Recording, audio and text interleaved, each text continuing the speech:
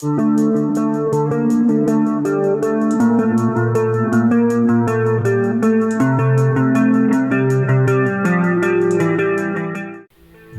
nyata Sintayong pikirkan masa depan timnas Indonesia. Sintayong buka suara, timnas Indonesia akan ketambahan naturalisasi baru.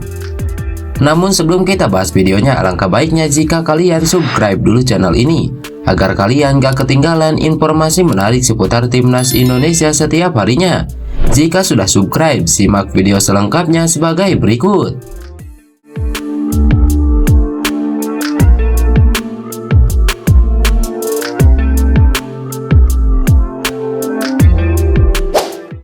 Pelatih timnas Indonesia Sintayong mengatakan punya visi 5 hingga 10 tahun ke depan dalam memilih pemain timnas Indonesia. Hal itulah yang mendasarinya memilih Hoki Caraka dibanding Stefano Lillipali atau pemain senior lain. Sintayong membuat kejutan saat tidak memanggil Stefano Lillipali ke timnas Indonesia. Padahal pemain Borneo FC itu tampil sangat bagus di BRI Liga 1. Sintayong justru memilih Hoki Caraka dari PSS Sleman. Pemain muda latihan sama pemain senior pastinya baik untuk mereka. Otomatis regenerasi itu yang saya mau dan saya memikirkan masa depan sepak bola 5-10 tahun ke depan, kata Sintayong. Sintayong sendiri sejak lama dikenal lebih senang memakai jasa pemain muda untuk timnas Indonesia. Sintayong memberi bukti bahwa dia melihat masa depan timnas Indonesia. Rata-rata usia pemain timnas Indonesia jadi bukti. Saat ini rata-rata usia pemain timnas Indonesia adalah 23,69 tahun, sangat muda. Jika dibedah lebih lanjut, dari 26 pemain yang dipanggil untuk duel melawan Brunei, ada 3 pemain yang usianya belum genap 20 tahun. 3 pemain itu adalah Arkan Fikri, Marcelino Ferdinand, dan Hoki Caraka. Marcelino sudah bermain secara reguler untuk timnas Indonesia, sementara Arkan Fikri dan Hoki Caraka selama ini jadi andalan pada level usia. Mereka sepertinya hanya menunggu waktu untuk menjalani debut pada level senior. Sintayong memang memakai banyak pemain muda di timnas Indonesia, namun pelatih 52 tahun itu tidak alergi dengan pemain ujur.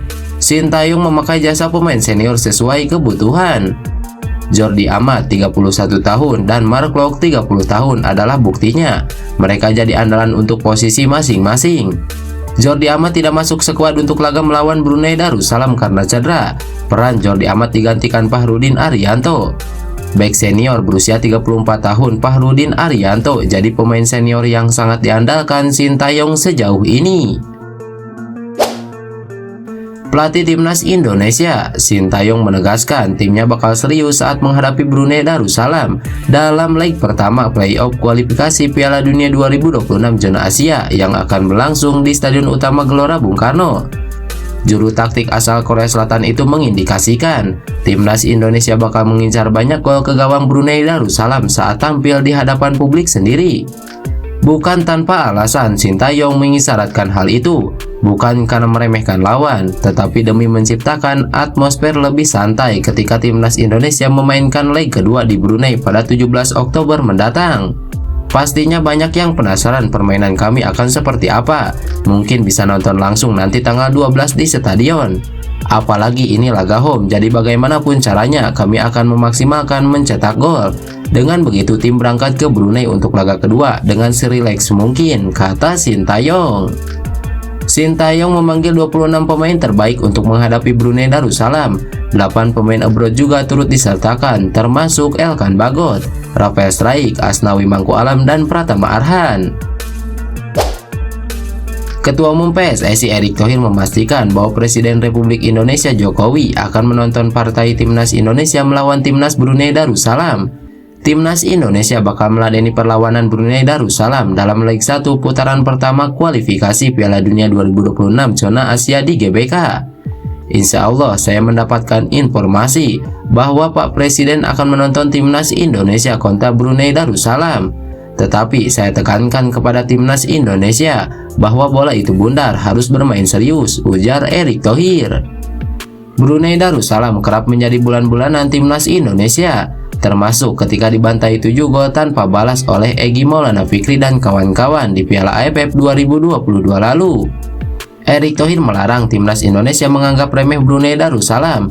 Pria yang juga menjabat sebagai Menteri BUMN itu pun memandang apa saja dapat terjadi dalam sepak bola.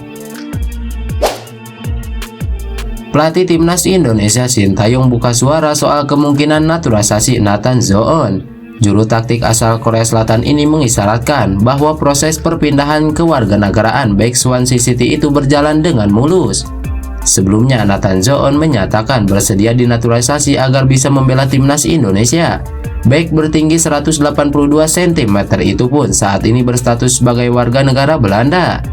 Nathan Zoon lahir di Rotterdam, Belanda pada 22 Desember 2001. Ia memiliki garis keturunan Indonesia dari kakeknya yang berasal dari Semarang, Jawa Tengah. Setahu saya, lancar untuk naturalisasi pemain tersebut Nathan Zoon, ujar Sintayong. Namun Sintayong tak tahu sudah sejauh mana proses naturalisasi Nathan Zoon. Ia akan bertanya terlebih dahulu kepada Ketua Umum PSSI Erick Thohir. Jujur, masalah administrasi belum tahu. Nanti akan bertemu dulu dengan Pak Ketum. Setelah itu baru akan saya umumkan, kata Sintayong. Sebelumnya PSSI tengah mengurus proses naturalisasi bek Venezia FC JIJ. Berdasarkan informasi terakhir, proses JIJ sudah masuk ke Kementerian Hukum dan Hak Asasi Manusia Republik Indonesia. JIJ diproyeksikan memperkuat Timnas Indonesia di Piala Asia 2023 di Qatar. Adapun kejuaraan itu berlangsung pada 12 Januari hingga 10 Februari 2024. Di Piala Asia 2023, Timnas Indonesia menempati grup D Piala Asia 2023 bersama Jepang, Irak, dan Vietnam. Ini merupakan momentum kembali skuad Garuda setelah kali terakhir pada 2007. Timnas Indonesia sedang mencari lawan kuat pada FIFA Matchday di masa yang akan datang. 3 negara sudah dihubungi oleh Pak Ketum PSSI Erick Thohir, yakni Belanda, Portugal, dan Jerman. Menurut Erick Thohir, dari 3 negara yang sudah dihubungi, 1 negara sudah memberi tanggapan. Saya sudah kontak Portugal, Jerman, dan Belanda. Belanda sudah merespon, ujar Erick Thohir. Erick Thohir memang ingin Timnas Indonesia menghadapi negara kuat pada setiap tahunnya setelah melawan juara Piala Dunia 2022 Timnas Argentina. Namun Erick Thohir masih harus mencari jadwal yang tidak bertabrakan antara Timnas Indonesia dengan calon lawannya, mengingat padatnya agenda pada akhir tahun ini dan 2024. Laga melawan Belanda atau negara kuat lain tidak akan digelar dalam waktu dekat, sebab Timnas Indonesia jika lolos ke putaran kedua kualifikasi Piala Dunia 2026 zona Asia akan bermain pada November 2023, Maret 2024, dan Juni 2024. Meskipun belum bisa memastikan kapan Timnas Indonesia akan mendapat lawan kuat pada FIFA Matchday, Erick Thohir memberi satu titik terang. Dia mengaku permintaan Indonesia direspon dengan positif. Untuk awal dan pertengahan tahun depan sepertinya sulit. Mungkin biasanya pada akhir tahun depan setelah kalender agak lowong kami akan mencoba. Respon dari Jerman dan Belanda positif, tapi kami tidak mungkin pada tahun depan bermain dengan tim kuat semua. Nanti ranking FIFA Timnas Indonesia bagaimana? Ungkap Erick Thohir. Lantas bagaimana menurut kalian? Tulis pendapat kalian di kolom komentar.